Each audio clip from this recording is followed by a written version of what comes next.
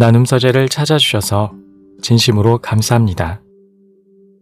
오늘도 지혜를 나누는 소중한 시간이 되길 기원합니다. 자기 반성은 더 나은 인생을 위한 발판이 됩니다. 잘못을 뉘우치는 것은 물론 앞으로의 현명한 선택을 위한 공부인 것입니다. 그러기 위해선 항상 배우려는 마음가짐이 필요합니다. 오늘은 이와 관련된 생각 나눔과 함께 책 당신이 만나야 할 단 하나의 논어에 실려있는 이야기를 들려드리겠습니다.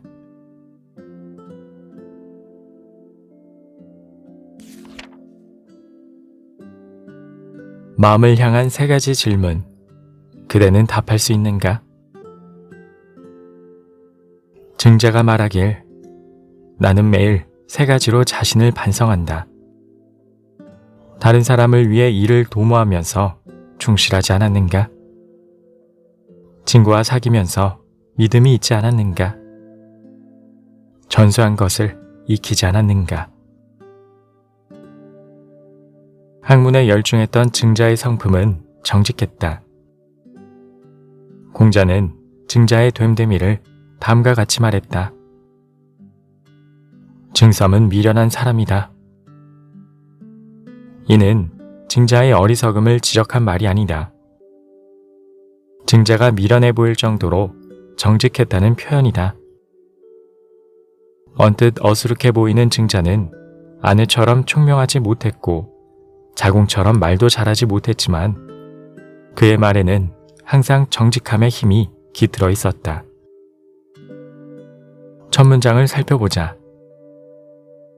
매일 3가지로 자신을 반성한다. 그는 매일 자신을 돌아보며 3가지 혹은 그 이상으로 삶을 반성했다.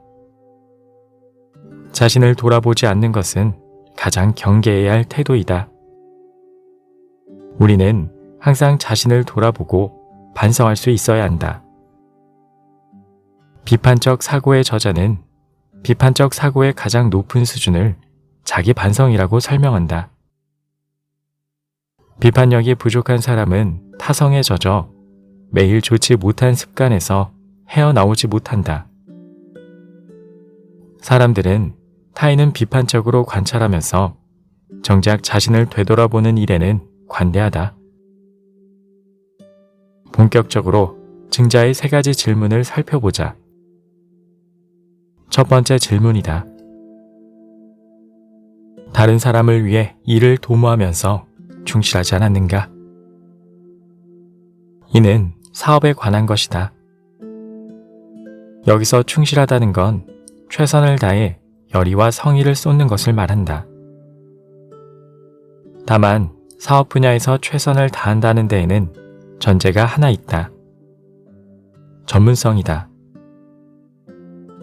나는 일본 창업자 마스다 무네아키의 츠타야 서점을 경험하면서 전문성이 밑바탕이 되는 충실하다의 의미를 이해하게 됐다. 마스다 무네아키는 서점을 책을 읽는 장소로만 생각하지 않았다. 츠타야 서점은 1층에서만 책을 팔고 2층은 전문 직원이 배치된 영화관과 음악 감상실을 운영한다. 각 분야의 전문적인 지식이 있는 직원들은 고객의 호기심을 충족시켜주며 관련 서적을 소개한다. 어떤 분야에서 열의와 성의를 쏟으려면 마음만으로는 부족하다.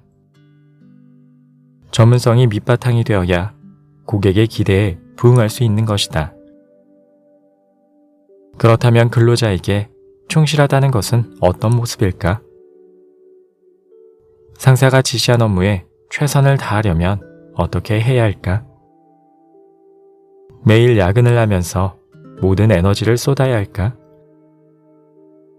단순히 오랜 시간 일한다고 최선을 다하는 것은 아닐 것이다. 이렇게 자신의 모든 에너지를 쏟다 보면 과로로 인해 병에 걸릴 수도 있다. 이는 회사 경영자나 근로자 모두 손해인 셈이다. 증자가 말하는 최선은 몸을 고생시키는 것이 아니라 적극적으로 업무를 처리하려는 정신적인 태도를 말한다. 지나치게 긴 근무 시간은 직원들을 생각 없이 기계처럼 일하는 좀비로 만들 수 있다. 반면 직원들이 일의 효율을 내기 위한 방법은 무엇일까? 라고 적극적으로 고민한다면 일의 완성도는 높아질 것이고 근로시간은 단축될 것이다. 증자가 말한 충실함은 창업자의 입장에서 생각하고 사장이 자신에게 일을 맡긴 목적이 무엇인지를 이해하는 것에서 출발한다. 일본에서 가장 존경받는 3대 기업가로 꼽히는 이나모리 가즈오의 첫 직장 생활은 화려하지 않았다. 작은 회사의 말단 직원이었던 그는 청소 업무를 담당하며 푸대접을 받았다. 하지만 그는 실망하지 않고 어떻게 하면 청소를 효율적으로 할 수 있을지 매일 고민했다. 그리고 편리한 청소도구 몇 가지를 발명해냈다. 아무리 단순하고 하찮은 일이지만 회사 업무를 자기 일처럼 생각하는 자세를 갖고 있었기 때문에 가능한 일이었다. 충실히 다른 사람을 위해 일을 도모하려면 생각하는 자세가 필요하다. 몸은 생각을 따라오기 마련이다. 이나모리 가즈오처럼 사장을 대신해 회사가 처한 문제를 고민하고 사장의 요구를 파악해야 한다. 앞에서 얘기한 마스다 무네야키처럼 고객이 정말 무엇을 원하는지 간파해내야 한다. 이것이 바로 충실함을 바탕으로 생각을 갖고 일하는 방식이다. 직장인들이 출근길을 도살장에 끌려가는 것처럼 느끼는 이유는 뭘까? 매일 직장 상사의 요구와 지시를 수동적으로 받아들이려는 태도 때문이다. 생각이 다른 곳에 가 있으면 몸을 쓰는 일은 너무나도 재미가 없다. 그리고 일에 흥미가 없으니 몸은 피곤하기만 하다. 그러니 자신이 사장이라는 생각을 하고 출근을 해보자. 자기 사업체의 일을 좀비처럼 처리하는 사장은 없을 것이다. 회사에 대한 주인 정신은 회사는 물론 자기 개발을 할 수 있는 밑바탕이 된다. 증자의 두 번째 질문이다. 친구와 사귀면서 믿음이 있지 않았는가? 이는 인간관계에 대한 고민이다. 친구를 사귈 때 믿음은 필수 덕목이다. 그리고 대부분의 사람은 자신들의 신뢰성에 문제가 없다고 생각한다. 설사 다른 부분이 부족하더라도 약속은 잘 지킨다고 믿는 것이다. 그런데 약속을 지킨다는 건 정말 쉬운 일일까? 몇 가지 사례를 살펴보자. 첫 번째로 하기 싫은 일을 부탁받았을 때의 반응이다. 대부분은 체면이나 껄끄러운 관계가 형성되는 것을 피하기 위해 청탁받은 일을 해주겠다고 쉽게 약속한다. 그리고 정작 그 일을 해야 할 때는 여러 가지 핑계를 대며 미룬다. 미안해. 내가 요즘 너무 바빠서 도저히 시간이 나지 않네. 어떡하지? 아마도 이런 답변은 누구나 몇 번씩 해봤을 것이다. 두 번째로 능력 밖의 일을 약속하는 경우다. 창업을 시작한 한 친구가 내가 돈을 많이 벌면 벤츠 한 대 뽑아줄게 라고 의기양양하게 말한 적이 있었다. 이때 옆에 있던 다른 친구가 웃으며 그에게 물었다. 그럼 나는? 대답은 똑같았다. 너는 BMW. 물론 진담은 아니었을 것이다. 하지만 농담이라도 함부로 내뱉었다가는 신용에 문제가 생길 수 있다. 몇 년이 지나 그 친구들과 다시 만날 기회가 생겼다. 창업을 시작했던 친구는 사업을 접었다. 친구들은 예전에 농담조로 이야기한 자동차 이야기를 꺼냈다. 그때는 별게 아니었을지라도 그렇게 쉽게 호언장담하는 태도가 사업을 성공시키지 못한 요인 중에 하나라고 생각했다. 세 번째로, 자기 자신이 약속을 지켰다고 착각하는 경우다. 상당히 많은 사람이 이렇게 생각하는 경향이 있다. 하지만 상대방은 달리 생각하니 문제가 발생한다. 서로 다르게 생각하는 이유는 약속에 대한 서로의 판단 기준이 다르기 때문이다. 대개는 이렇다. 자기 자신은 느슨한 잣대로 평가하고 상대방은 엄격하게 평가한다. 그래서 서로 다른 잣대로 약속의 이행을 평가해 문제가 생기는 것이다.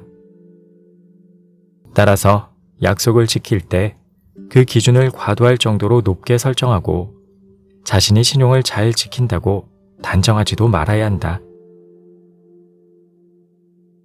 증자의 마지막 질문을 살펴보자. 전수한 것을 익히지 않았는가? 이는 두 가지로 해석해 볼 수 있다. 첫 번째는 공자가 가르쳐준 지식을 자신의 것으로 만들려 노력하지 않았냐고 질문하는 것이다. 이는 바로 앞에 소개한 배우고 제때 익히다와 일맥상통하는 공자의 가르침이다. 공자가 전한 지식을 제자들이 배우고 제때 익히지 않았다면 전수한 것을 익히지 않은 것이라 할 수 있다. 증자는 공자만큼 많은 제자가 있었다. 공자의 손자인 자사도 증자 밑에서 공부를 했다. 배움에 대한 증자의 생각은 공자보다 더 멀리 나아간다. 전수한 것을 익히지 않았는가? 라는 질문은 제자가 아닌 스승인 자기 자신을 스스로 반성하는 것으로도 해석할 수 있다. 가르치기만 하고 실천을 하지 않으면 무슨 소용이겠는가? 스승이 모범을 보여야 제자들에게 제대로 된 가르침을 전달할 수 있다. 자신이 가르친 내용을 스스로 익히려 노력하고 그 내용을 토대로 자신을 단련하려는 사람이 진정으로 좋은 스승이라 할 수 있다. 가르침을 업으로 삼은 자가 아니라도 배운 것을 익히는 일은 누구에게나 중요하다. 우리 모두는 항상 누군가의 스승으로 살아가게 된다. 부모는 자식들에게 가장 가깝고 가장 친밀한 스승이다. 고로 부모는 아이들에게 한 말들, 가령 남을 속이지 말고 배움에 충실하고 친구들과 사이좋게 지내야 한다고 가르친 것을 자신도 지키고 있는지 물어봐야 한다. 사업을 하는 사람들에게도 전수한 것을 익히는 자세가 중요한 것은 마찬가지다. 리더십을 다룬 사람을 이끄는 힘의 저자인 하버드 비즈니스 스쿨의 로버트 스티븐 캐플런 교수는 경영자가 직원에게 업무를 지시하기 전에 자신이 먼저 그 업무를 직접 해봐야 한다고 말한다. 회사를 경영하는 많은 사람이 리더의 직책이나 돈, 관리 업무에 집착하면서 정작 기본기에는 소홀한 경우가 많다. 어떤 업무를 지시하고 전수하기에 앞서 회사의 리더가 업무에 대한 기본기가 충실하다는 모습을 보여야 직원들을 이끌 수 있다.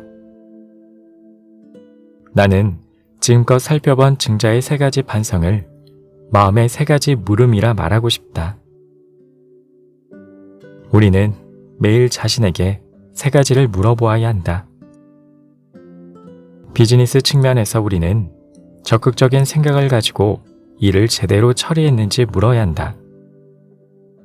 인간관계에서는 약속을 지키고 다른 사람의 입장에서 이해하려 했는지 물어야 한다. 마지막으로 수양의 측면에서는 다른 사람에게 한 요구를 스스로 지키며 더 좋은 사람으로 변하려 노력했는지, 즉 가르치면서 동시에 스스로 익히려 했는지를 돌아봐야 하는 것이다.